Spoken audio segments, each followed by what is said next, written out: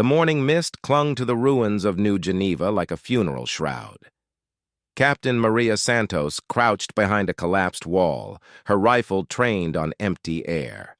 Somewhere out there, death stalked the human colony in forms that eyes could not see. "Contact report from Bravo Squad," crackled through her earpiece. "We're taking heavy casualties from unknown hostiles. Cannot acquire targets. They're invisible." Maria's jaw tightened. 3 weeks since the Zephyrian invasion began, and humanity was losing badly. The aliens had technology that made their soldiers completely invisible to human eyes and sensors. They struck without warning, killed without mercy, and vanished like ghosts. "Fall back to Checkpoint Charlie," Maria ordered. "Maintain defensive positions." A scream echoed through the rubble-strewn streets. Private Johnson's voice cut through the comm system. "They're in our perimeter. I can't see them. I can't—" The transmission ended in static. Maria felt the familiar weight of helplessness settle on her shoulders.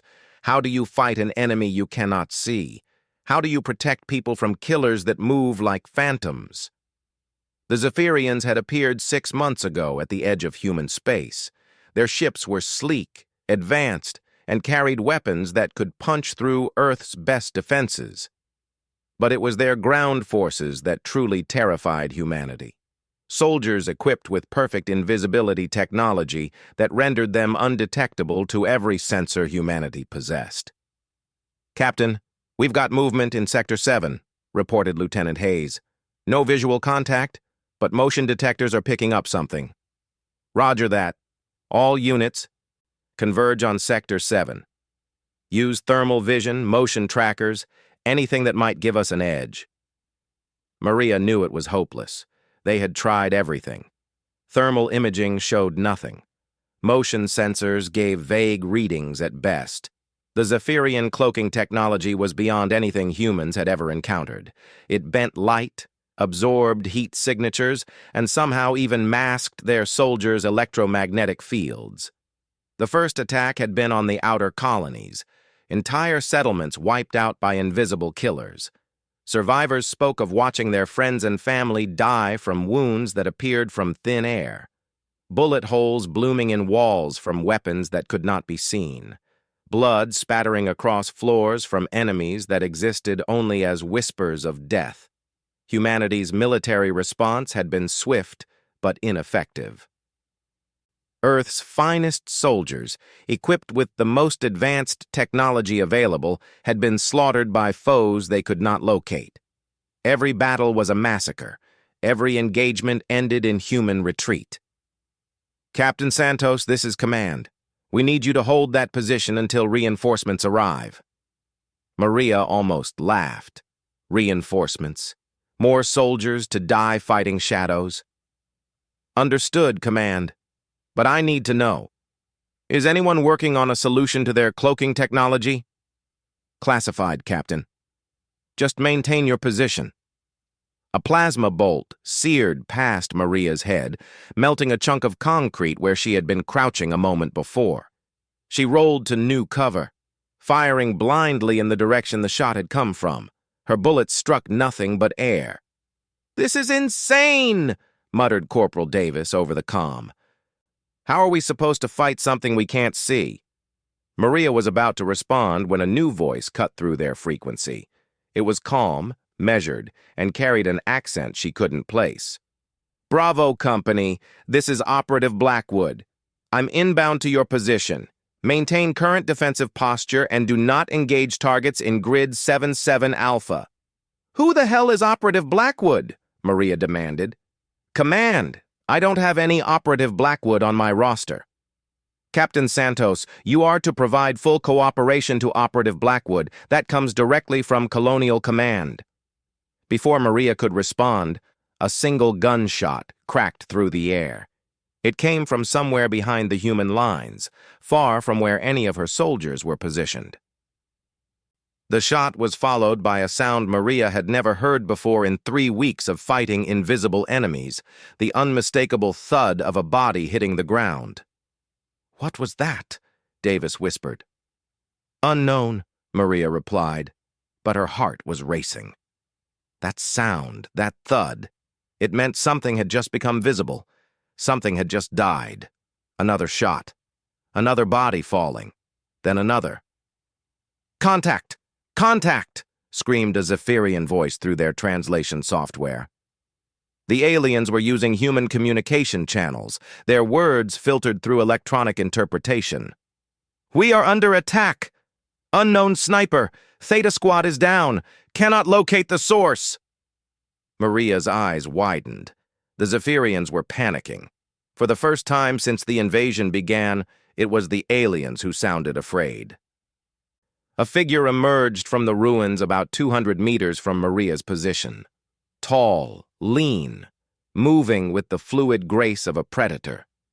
The newcomer carried what looked like a standard sniper rifle, but there was something different about the way they moved, something that spoke of absolute confidence.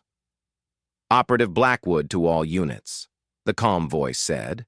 "I have visual on 12 invisible hostiles. Beginning engagement." "Visual?" Maria breathed. "That's impossible." The figure, Blackwood, raised the rifle and fired. Immediately, a Zephyrian soldier materialized in mid-air, his cloaking device sparking and failing as he crumpled to the ground. The alien's body was tall and thin, covered in a form-fitting suit that shimmered like oil on water. Blackwood fired again. Another invisible enemy became visible in death, his exotic weapon clattering across broken concrete. "How?" Maria whispered. The Zephyrians were screaming now, their translated voices filled with confusion and terror. "Retreat! All units retreat! The human can see us! Unknown how! Fall back to extraction point!" But Blackwood wasn't letting them escape. Each shot was perfectly placed, each target dropping exactly where the mysterious operative aimed. In less than 2 minutes, the entire Zephyrian assault force was dead. Silence fell over the battlefield. Maria stood slowly, her weapon still raised but no longer sure what to aim at. Her soldiers emerged from cover, their faces showing the same mixture of relief and bewilderment that she felt. Blackwood walked toward them, rifle slung casually over one shoulder. As the figure drew closer, Maria could see more details. Medium height, lean build, wearing standard military fatigues but with equipment she didn't recognize. The most striking feature was the eyes, pale blue, sharp, and utterly focused. "Captain Santos," Blackwood said, stopping a few meters away. "I'm here to help." "How?" Maria asked. "How did you see them?" Blackwood smiled, and there was something almost predatory about the expression. "Trade secret. Let's just say that invisibility isn't as absolute as everyone thinks." "That's not an answer." "It's the only answer you're getting for now." Blackwood looked around at the dead Zephyrians, their cloaking suits still sparking and failing. "But I can tell you this, your war against the Zephyrians is about to change. They think their technology makes them untouchable. They're wrong." Lieutenant Hayes approached cautiously. "Sir, what's your background? What unit are you with?" "Classified on both counts," Blackwood replied. "What matters is that I can kill their invisible soldiers, and I'm going to teach humanity how to fight back." Maria felt a spark of hope for the first time in weeks. "You can really see them?" "I can do more than see them, Captain. I can hunt them." Blackwood's pale eyes swept the battlefield. "The Zephyrians have been conducting these raids because they think they're safe. They've gotten sloppy, overconfident. They move in predictable patterns, use standard tactics, and assume their cloaking makes them invincible. And that's their mistake? That's one of them." Blackwood pulled out a small device that looked like a modified tablet. "I've been tracking their movements for 2 weeks. They hit colonies in a specific pattern, always approaching from the same direction, always using the same entry points. They're invisible, but they're not ghosts. They still have mass, they still displace air, they still leave traces." Maria stared at the device's screen. It showed a complex overlay of data: heat signatures, pressure readings, electromagnetic fluctuations. This can detect them? Not exactly. It can detect the absence of them. Their cloaking technology works by bending electromagnetic radiation around their bodies. But that creates a void, a space where certain wavelengths should be present but aren't. It's subtle, requires specialized equipment and training to interpret, but it's there. Why hasn't anyone else figured this out? Blackwood's expression darkened. Because this technology doesn't officially exist. It's been in development for years. But the military bureaucracy wanted perfect solutions instead of working ones. They shelved it because it wasn't 100% reliable. How reliable is it? In the right hands? Reliable enough. Blackwood shouldered the rifle again. I've killed 47 invisible Zephyrians in the past week. 0 human casualties on my watch. The implications hit Maria like a physical blow. You've been operating alone? Taking on entire Zephyrian units by yourself? Someone had to. Blackwood started walking toward the extraction point. But I can't be everywhere at once. That's why I need to train others. Create a unit capable of hunting these invisible soldiers. Command approved this? Command wants results. They don't care about the methods as long as the killing stops. Blackwood paused, looking back at Maria. I've read your file, Captain. 15 years of service, expert marksman, tactical innovation scores in the top 5%. You're exactly what I need. Maria felt her world shifting. For weeks, she had watched her soldiers die fighting an enemy they couldn't see. Now this mysterious operative was offering her the tools to fight back. What are you asking me to do? Join my unit. Learn my methods. Help me turn the tide of this war. Blackwood's pale eyes never wavered. The Zephyrians think their invisibility makes them gods. I'm going to show them that humans are the deadliest hunters in the galaxy. And if I refuse? Then more colonies burn. More soldiers die. And humanity slowly loses this war until we're extinct. Blackwood's voice remained calm, but there was steel beneath the words. Your choice, Captain. Maria looked around at her surviving soldiers. Good people, brave fighters, all of them helpless against invisible enemies. Then she looked at the dead Zephyrians, their exotic technology finally failing them in death. What do you need me to do? Blackwood smiled again, and this time it looked almost human. Pack light. We leave in 1 hour. Your first lesson begins tonight. As they walked away from the battlefield, Maria caught sight of Blackwood's rifle. It looked standard, but there were modifications she didn't recognize. Custom optics, unusual electronics integrated into the stock, and a barrel that seemed to shimmer with its own inner light. That's not a regulation weapon, she observed. Nothing about this operation is regulation, Captain. We're fighting a war that officially doesn't exist against an enemy that can't be seen using technology that hasn't been approved. Blackwood checked the rifle's settings with practiced efficiency. Regulations are for peacetime. This is survival. The transport ship that picked them up was equally non-standard. Matte black hull, no markings, engines that ran almost silently. Inside, Maria saw equipment she had never encountered before. Sensor arrays that hummed with subtle power, weapons that looked like they belonged in a laboratory rather than an armory, and screens showing data streams she couldn't interpret. Welcome to Project Nighthawk, Blackwood said as the ship lifted off. Humanity's answer to invisible warfare. Project Nighthawk? Officially, we don't exist. Unofficially, we're the unit tasked with developing countermeasures against Zephyrian cloaking technology. Our mission is simple. Make their invisible soldiers visible, then kill them all. Maria strapped herself into a seat as the ship accelerated. Through the viewport, she could see New Geneva shrinking below them. The colony looked peaceful from this height, giving no indication of the invisible war being fought in its streets. How many others are there? In your unit? You'll meet them soon enough. Blackwood was checking equipment, preparing for whatever came next. But understand this, Captain. Once you're in, there's no going back. This war is going to get uglier before it gets better.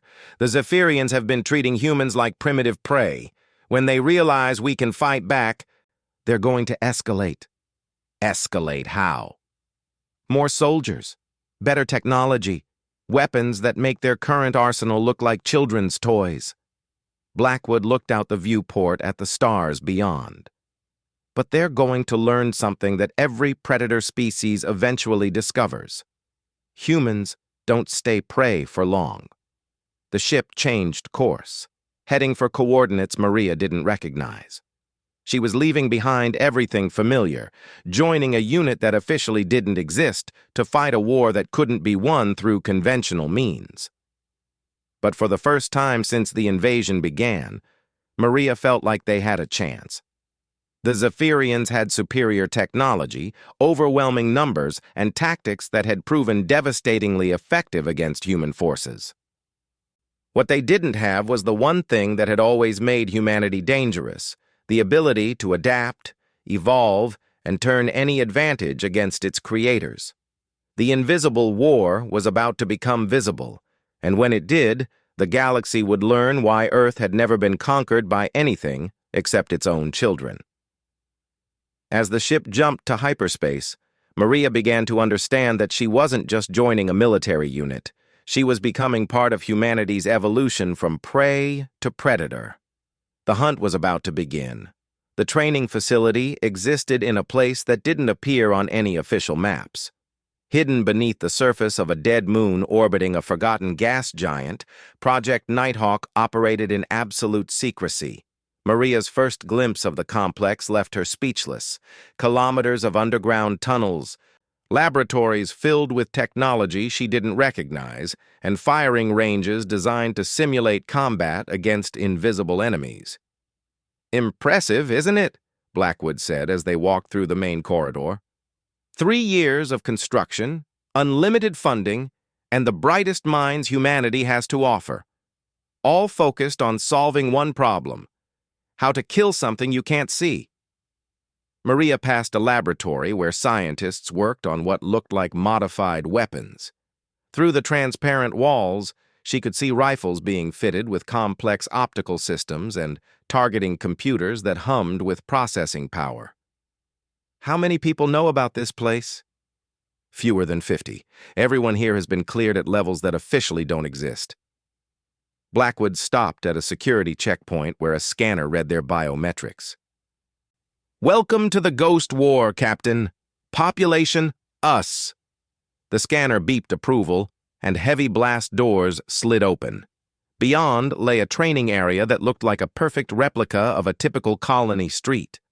Buildings, vehicles, debris, everything arranged to provide realistic urban combat scenarios. "Meet your new team," Blackwood said. 3 figures emerged from cover positions around the mock battlefield. The first was a woman with short black hair and the confident stride of someone accustomed to command. Her equipment looked similar to Blackwood's, but with additional sensor arrays. "Captain Santos, meet Commander Sarah Chen," Blackwood said. "Former intelligence operative, specialist in electronic warfare and sensor technology." Chen extended a hand. "Captain, I've read your file. Impressive record." The second figure was massive, easily 2 meters tall, with the build of someone who treated physical training like religion. His weapons were larger than standard issue, modified for what Maria assumed was greater stopping power. "Sergeant Marcus Kane," Chen said, "heavy weapons specialist, former demolitions expert." Kane nodded but didn't speak. His pale eyes held the same focused intensity Maria had seen in Blackwood's gaze. The third team member looked barely old enough to be out of training, young, thin, carrying equipment that seemed too advanced for military use. His movements were quick, nervous, like a technician uncomfortable with combat situations. "And this is Dr. Alex Rivera," Chen continued, "our technology specialist. He developed most of the countermeasures we use." Rivera stepped forward eagerly. "Captain Santos, I'm really excited to work with someone with your tactical background. I've been following your innovative use of standard equipment in unconventional scenarios, and I think we can apply some of those principles to invisible warfare. Dr. Rivera created the detection system that allows us to track cloaked Zephyrians, Blackwood explained. Without his work, we'd still be shooting at shadows. Maria studied the young scientist. How does it work exactly? Rivera's face lit up with enthusiasm. Okay. So the Zephyrian cloaking technology works by creating a controlled electromagnetic field that bends visible light and most detection frequencies around the soldier's body. It's incredibly sophisticated, but it has limitations. He pulled out a tablet and began displaying complex diagrams. The field has to be perfectly calibrated to the soldier's body mass and movement patterns. Any disruption in that calibration creates tiny electromagnetic anomalies. Our sensors can detect those anomalies if we know what to look for. It's like trying to spot a hole in the air, Chen added. Difficult, but not impossible. Rivera nodded excitedly. Exactly. Plus, the cloaking field interferes with certain quantum frequencies. By flooding an area with specific types of radiation, we can create interference patterns that make the cloaked soldiers briefly visible. Briefly? For about 3 seconds, Blackwood said, which is why marksmanship is critical. You get one shot. Maria felt the weight of that information. 3 seconds to acquire a target, aim, and fire? If you're lucky, Kane spoke for the first time, his voice surprisingly quiet. Sometimes less. Let's see what you can do, Blackwood said. Rivera, activate the training scenario. The mock battlefield suddenly hummed with activity. Rivera's equipment projected holographic representations of cloaked enemies throughout the area. They moved with the fluid grace Maria had seen from the real Zephyrians, following tactical patterns and using cover effectively. Your weapon, Chen handed Maria a rifle similar to Blackwood's. Modified targeting system, integrated sensors, and ammunition designed to penetrate Zephyrian armor. Maria examined the weapon. It felt familiar but different. The optics were far more complex than anything she'd used, and the trigger assembly seemed to be connected to the targeting computer. How do I activate the detection system? Think of it as hunting, Blackwood said. You're not looking for the enemy directly. You're looking for the space where the enemy should be, but isn't. Rivera activated his equipment, and suddenly Maria's rifle scope filled with data. Heat signatures, electromagnetic readings, pressure differentials, a constant stream of information that should have been overwhelming, but somehow made sense. There, she whispered, spotting an anomaly in the data stream, a space where the environmental readings didn't quite match the surrounding area. She raised the rifle, centered the targeting reticle on the anomaly, and fired. The holographic Zephyrian materialized for a split second as it died, confirming her hit. Outstanding, Rivera said. First shot success rate of new trainees is usually around 30%. Captain Santos has a gift, Blackwood observed. That's why she's here. They spent the next 6 hours running increasingly complex scenarios. Maria learned to read the subtle signs that indicated cloaked enemies, the way air pressure changed when something invisible moved through it, the electromagnetic shadows cast by active cloaking fields, the tiny distortions in background radiation that revealed hidden shapes. It was exhausting work that required complete focus and lightning-fast reflexes. But by the end of the session, Maria was successfully engaging multiple targets with a hit rate that impressed even Blackwood. You're ready, Chen said as they finished the final scenario. Tomorrow, we go operational. That evening, Maria sat in the facility's small dining area with her new team. The conversation was quiet, professional, focused on their upcoming mission. Intelligence indicates the Zephyrians are planning a major assault on the Kepler colony, Chen explained. Population of nearly 1 million, strategic importance as a manufacturing center. If they take it, we lose our primary source of military equipment. What's the tactical situation? Maria asked. Bad, Kane said bluntly. Standard forces have been pulled back to defensive positions around the colony's core. The Zephyrians control the outer settlements and are advancing steadily. Rivera pulled up a holographic display of the colony. The problem is their numbers. Our intelligence suggests they're deploying a full invisible regiment, over 2,000 cloaked soldiers. Maria felt her stomach tighten. 2,000? How many of us are there? 4, Blackwood said calmly. Us. 4 against 2,000 invisible soldiers? The odds aren't as bad as they sound, Chen said. The Zephyrians are used to fighting enemies who can't see them. They've gotten overconfident, predictable. They move in formation, use standard tactics, assume their cloaking makes them invulnerable. We're going to prove them wrong, Blackwood added. Our mission is simple. Insert behind enemy lines, locate their command structure, and eliminate key targets. Without leadership, their assault will collapse into chaos. How do we identify command personnel? Rivera grinned. That's the beautiful part. Command staff use enhanced cloaking systems with additional power requirements.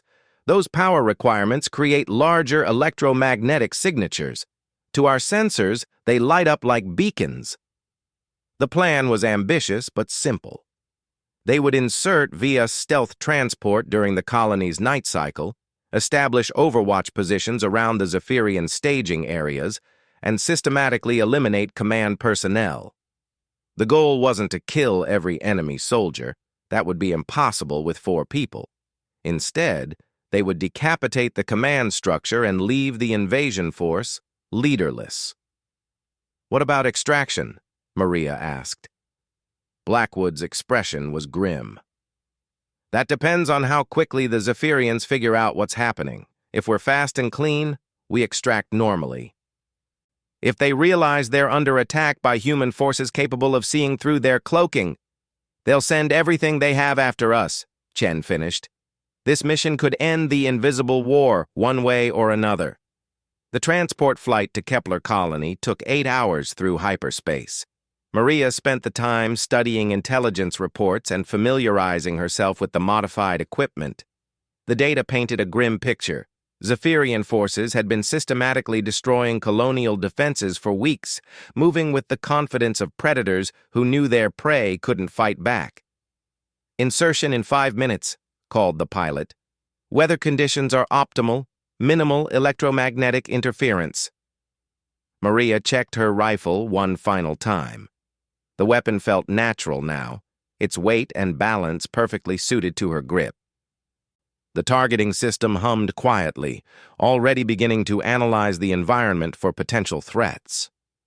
Remember, Blackwood said as they prepared to jump, we're not just fighting for this colony. We're fighting to prove that humanity can adapt and survive. The Zephyrians think they've discovered the perfect warfare technology. We're about to show them that perfect doesn't exist. The jump was clean, their stealth suits masking their descent from Zephyrian sensors. They landed in the ruins of an outer settlement, buildings reduced to rubble by invisible attackers who had struck without warning. Maria felt anger building as she saw the evidence of Zephyrian brutality. Homes destroyed, defensive positions overrun, clear signs that civilians had been targeted alongside military personnel. This wasn't war. It was extermination. Targets acquired, Rivera whispered through the comm system. I'm reading multiple signatures moving through Grid 7 Alpha. Estimate 30 to 40 individuals, standard cloaking signatures. Let's go hunting, Blackwood replied. They moved through the ruins like ghosts, their own stealth technology keeping them hidden from Zephyrian sensors. Maria's modified scope showed her a world filled with invisible enemies, electromagnetic shadows moving with purpose through the devastated settlement.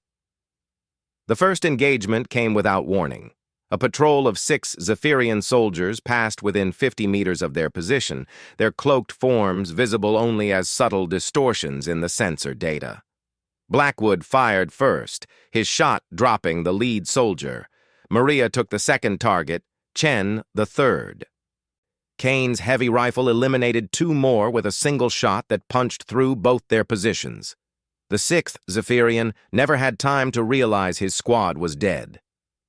Rivera's interference pulse disrupted his cloaking for 3 seconds, long enough for Maria to put a round through his center mass. 6 down, Chen reported. Clean kills, no alerts transmitted. They continued moving toward the main Zephyrian staging area. Maria's scope showed increasing concentrations of enemy forces, hundreds of invisible soldiers preparing for the final assault on the colony's core defenses. "There," Rivera said, pointing to a building that seemed empty but registered massive electromagnetic activity on their sensors. "Command post, I'm reading at least 12 enhanced signatures." "Command staff," Blackwood confirmed. "Take them out and the whole operation falls apart." The assault on the command post required precision timing. Chen's electronic warfare suite disabled Zephyrian communications while Rivera flooded the area with interference radiation. For 30 seconds, every cloaked enemy in a 3-block radius became partially visible. It was enough. Maria's rifle spoke 4 times in rapid succession, each shot finding its mark. Blackwood eliminated 3 targets with clinical efficiency. Kane's heavy weapon reduced the building's main support structure to rubble, crushing any surviving command personnel. Silence fell over the battlefield. "Mission accomplished," Chen said. "Command structure eliminated. Zephyrian forces should be—" Alert sirens began wailing across the settlement. Emergency lights bathed the ruins in red illumination as the remaining Zephyrian forces realized they were under attack. "So much for clean and quiet," Kane observed. "New contacts," Rivera warned, his equipment screaming with alerts. "Massive electromagnetic signatures incoming. I've never seen readings this high." Through her scope, Maria saw something that made her blood freeze. The approaching Zephyrians weren't using standard cloaking technology. These new signatures were different, larger, more powerful, and surrounded by energy fields that distorted space itself. "Elite units," Blackwood said grimly. "The Zephyrians are escalating. Everyone move to Extraction Point Alpha. This is about to get interesting." As they ran through the ruins, Maria realized the invisible war had just entered a new phase. Humanity had proven it could fight back against cloaked enemies. Now the Zephyrians were bringing weapons that made their standard technology look primitive. The real war was just beginning, and Maria had a sinking feeling that their 4-person team was about to face something far deadlier than invisible soldiers. The galaxy was about to learn that when humans prove they can hunt predators, those predators evolve. And evolution in the middle of a war was rarely a gentle process. The elite Zephyrian soldiers materialized like nightmares given form. Unlike their standard troops, these warriors wore armor that seemed to bend reality around them. They didn't just turn invisible, they phased in and out of existence, making targeting almost impossible. "What are we looking at?" Maria whispered as they took cover in the ruins of a manufacturing plant. Rivera's equipment was going haywire, sensors screaming with readings that shouldn't have been possible. "The energy signatures are off the charts. They're not just using cloaking technology. They're manipulating local space-time to become temporarily non-corporeal." "English, Doc," Kane growled, his heavy rifle trained on empty air. "They can become ghosts," Chen translated. "Literally. They exist in a state between dimensions." Through her scope, Maria watched the impossible. The elite soldiers moved through solid walls, their forms shifting between visible and completely absent from reality. Standard ammunition passed through them harmlessly when they were phased, but somehow they could still interact with the physical world when they chose to attack. "How do we kill something that doesn't always exist?" Maria asked. Blackwood was studying the enemies through his own scope, his expression thoughtful rather than panicked. "Everything has limitations. Rivera, what's your analysis of their phase cycling?" The young scientist's fingers flew across his equipment. They can maintain non-corporeal status for approximately 15 seconds before having to materialize for 3 to 5 seconds. It's like they need to recharge or recalibrate. Weakness, Blackwood said immediately. They're powerful but not invincible. Maria, can you time a target's phase cycle? Maria focused on one of the elite soldiers. She watched as it phased through a wall, existed as barely visible distortion for several seconds, then solidified enough to examine some equipment. 15 seconds non-corporeal, 4 seconds solid, repeat pattern. Perfect. Chen, can you disrupt their phase technology? Maybe, Chen replied, already working on her electronic warfare systems. If I can create a localized electromagnetic pulse at the exact moment they're transitioning between states, do it. The first attack came without warning. An elite soldier materialized directly behind Kane's position, raising a weapon that crackled with exotic energy. Maria fired instinctively, her bullet passing through the phased enemy harmlessly. Kane spun and fired his heavy rifle at point-blank range.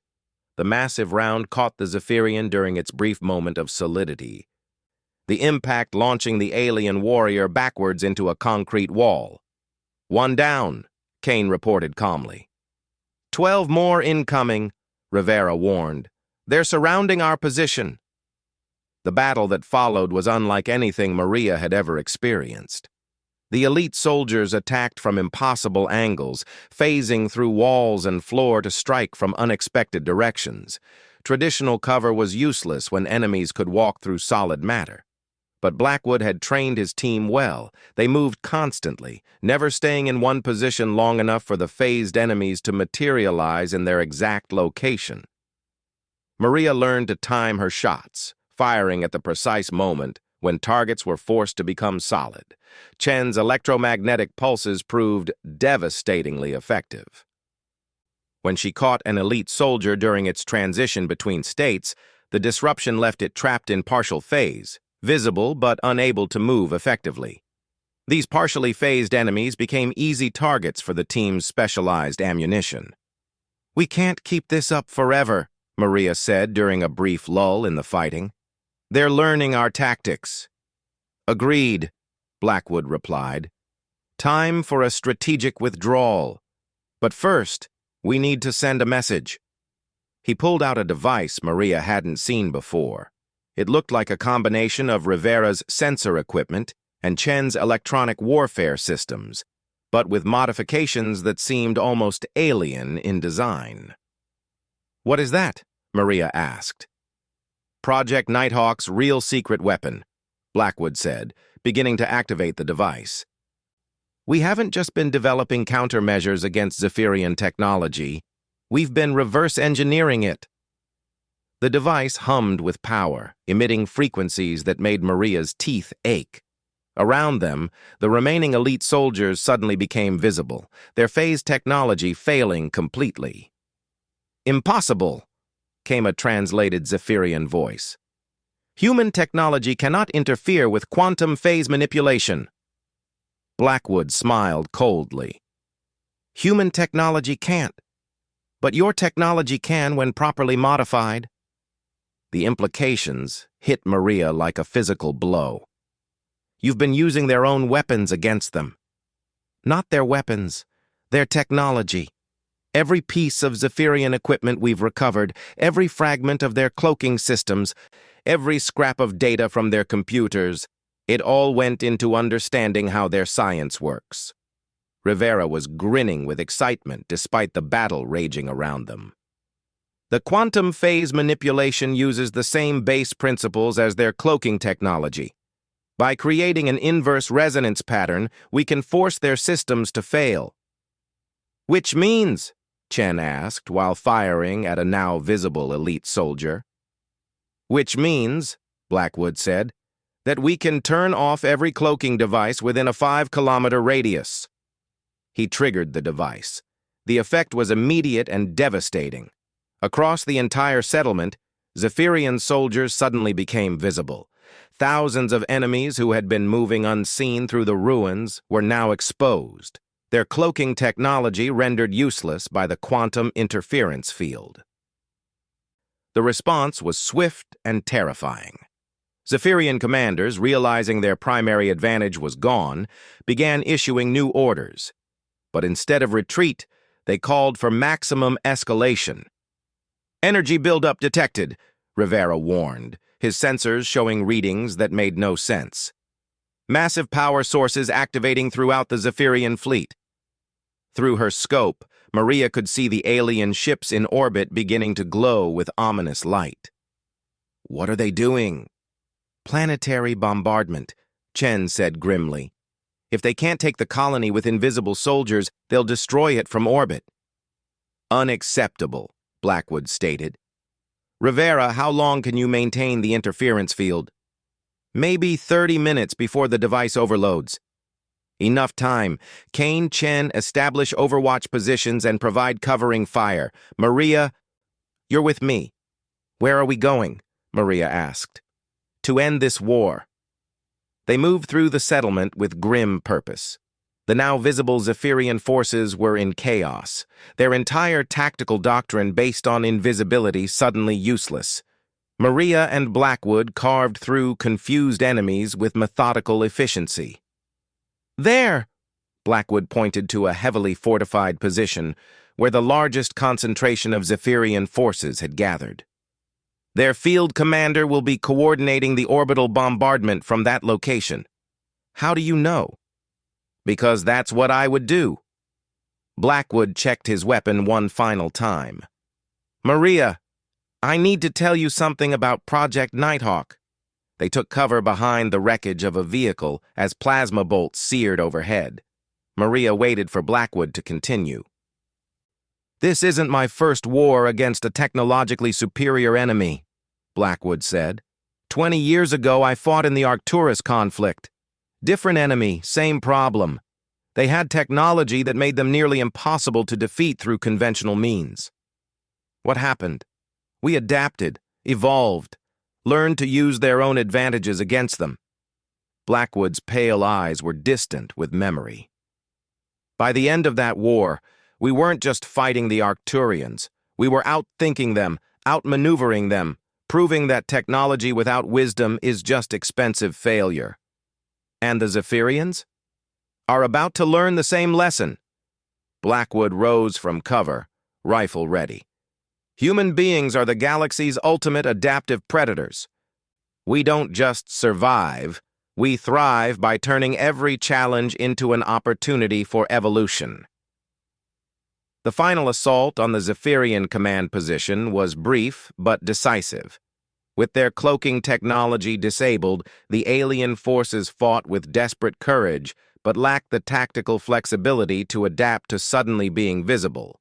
Maria and Blackwood moved through their defenses like surgical instruments, each shot precisely placed to maximize disruption of enemy coordination. The field commander was a tall Zephyrian with elaborate armor and cybernetic enhancements that sparked with failing technology. When Blackwood's bullet found its mark, the alien's death scream was transmitted across every Zephyrian communication channel. Silence fell over the battlefield. "Orbital bombardment sequence aborted," Rivera reported through the comm system. "All Zephyrian ships are withdrawing to minimum safe distance." "Why?" Maria asked.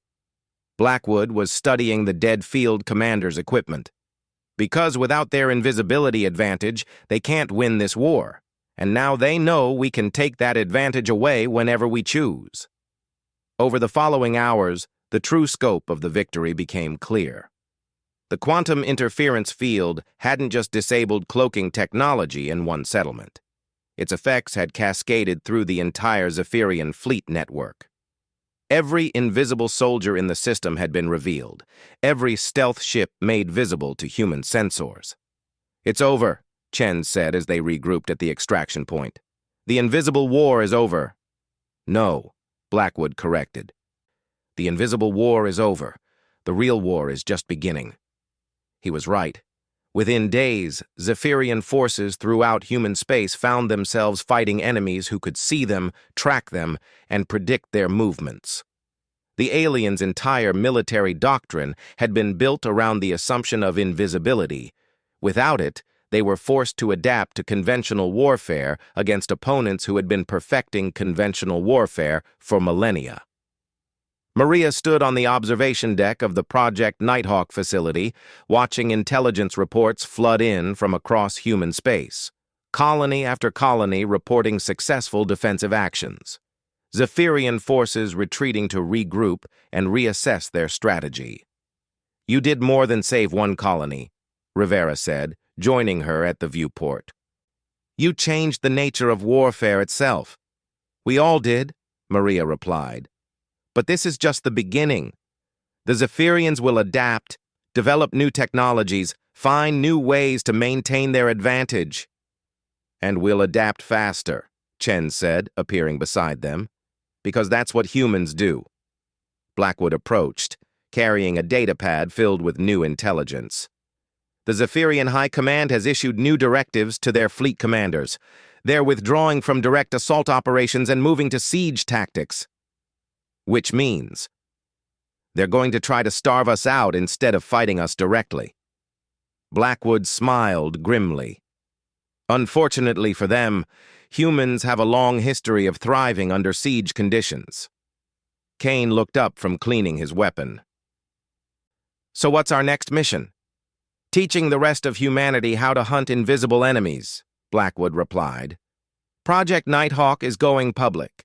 Every human military unit will receive quantum interference equipment and training in anti-cloaking tactics." Maria felt a surge of pride. They had done more than win a single battle. They had given humanity the tools to fight back against seemingly impossible odds. "The Zephyrians think they're the apex predators in this galaxy," she said. "But they made one critical mistake." "What's that?" Rivera asked. "They assumed that being invisible made them invincible. They forgot the most important rule of predator-prey relationships." "Which is?" Maria's smile was sharp as a blade. "Eventually, the prey evolves to hunt the predator. And when that happens, the galaxy discovers who the real apex species has been all along." Through the viewport, she could see human ships moving with new purpose through the star system. Each one now carried the technology to see invisible enemies, the knowledge to fight impossible wars, and the confidence that came from proving human adaptability once again. The Zephyrians had brought invisible soldiers to conquer humanity. Instead, they had taught humanity to see in the dark, fight in dimensions beyond normal space, and master technologies that bent the laws of physics. In trying to make humans extinct, they had made them evolve. The invisible war was over. Humanity had won not through superior firepower or advanced technology, but by doing what humans had always done best, learning, adapting, and refusing to accept that any enemy was truly invincible. Across the galaxy, other species would soon learn what the Zephyrians discovered too late. Humanity didn't stay prey for long. And when humans became predators, they became the deadliest hunters the universe had ever seen. The stars themselves would remember this day as the moment an entire species proved that evolution never stopped, adaptation never ended, and the most dangerous thing in any war was an enemy that refused to give up. In the end, invisibility had been the Zephyrians' greatest weapon and their ultimate downfall. Because in making themselves unseen, they had forced humanity to learn to see everything. And once humans could see everything, nothing in the galaxy could hide from them again. The hunt was eternal. The prey had become the predator. And the invisible war had become humanity's graduation from victim to apex species. The galaxy would never be the same.